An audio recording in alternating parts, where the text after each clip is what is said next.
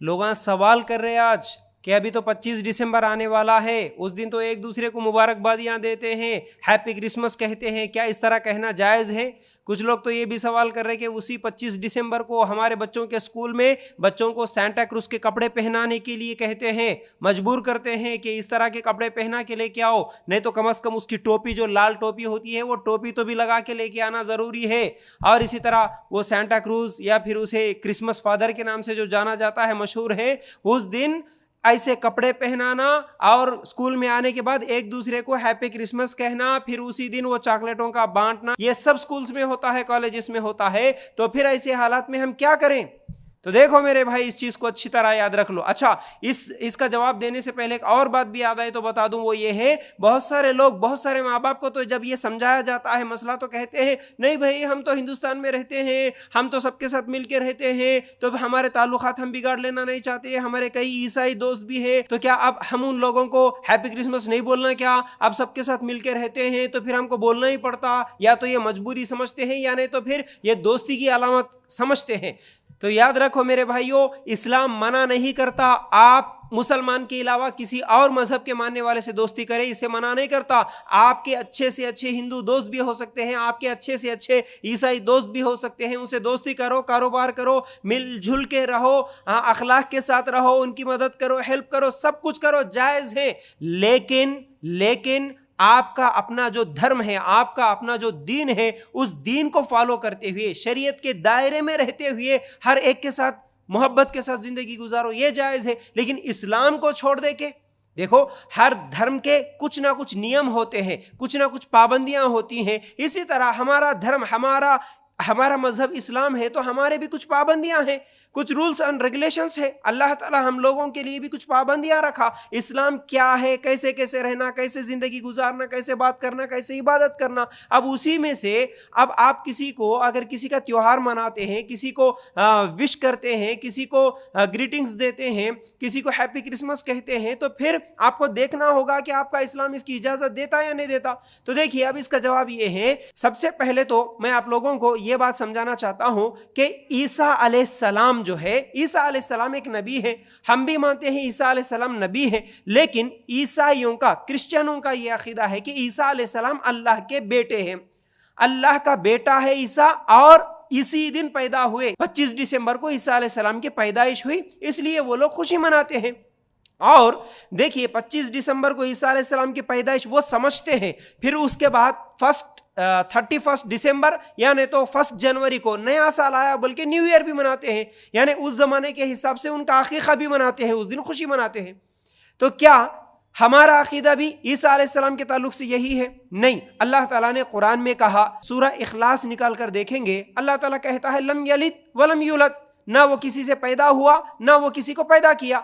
तो फिर जब अल्लाह ताला की औलाद ही नहीं है, अल्लाह ताला किसी को पैदा नहीं करा, ईसाइयों का यह अकीदा है कि अल्लाह ताला के बेटे हैं ईसा अलैहिस्सलाम, और बेटे के पैदा होने की खुशी भी वो लोग मना रहे। तो अगर उस दिन किसी ईसाई दोस्त को अगर आप हैप्पी क्रिसमस बोलेंगे, या स्कूल में, कॉलेज में जाने के बाद अगर आप किसी को हैप्पी क्रिसमस बोलेंगे, इसका मतलब ये हुआ कि अल्लाह का बेटा जो पैदा हुआ मुबारक हो, अल्लाह के बेटे के पैदा होने पर मुबारक हो, आप ये बोल रहे हैं।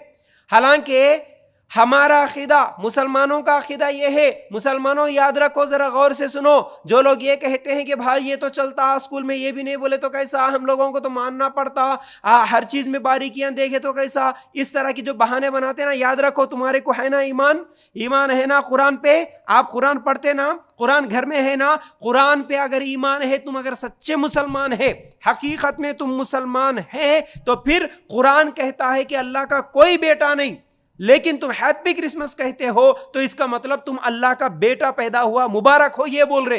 तो फिर कहां है तुम्हारा कुरान पे ईमान? तुम कहां अल्लाह को मानने वाले हो? ये तो काफिरों का अकीदा है, याद रखो।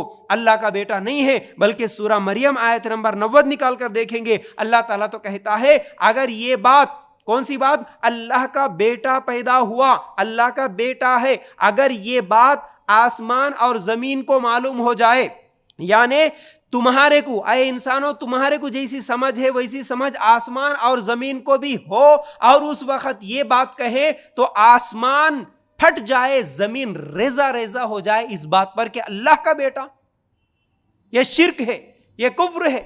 तो स्कूल्स में खास तौर से मेरी बात को याद रखना, 25 दिसंबर को अगर आप लोग ऐसे स्कूल में पढ़ा रहे हैं जहां पर 25 दिसंबर मनाया जाता और वहां पर चॉकलेट्स बांटे जाते, वहां पर हैप्पी क्रिसमस कहा जाता, वहां पर अगर तुम्हारे बच्चों को सांता क्रूज के कपड़े या टोपी पहना के लेके आओ बोलते या फिर क्रिसमस ट्री बना के लेके आओ बोलते, तो याद रखो, मालूम करो पहले से, क्या आप लोग 25 दिसंबर को मना रहे क्या स्कूल में? उस दिन अपने बच्चों को भेजो मत।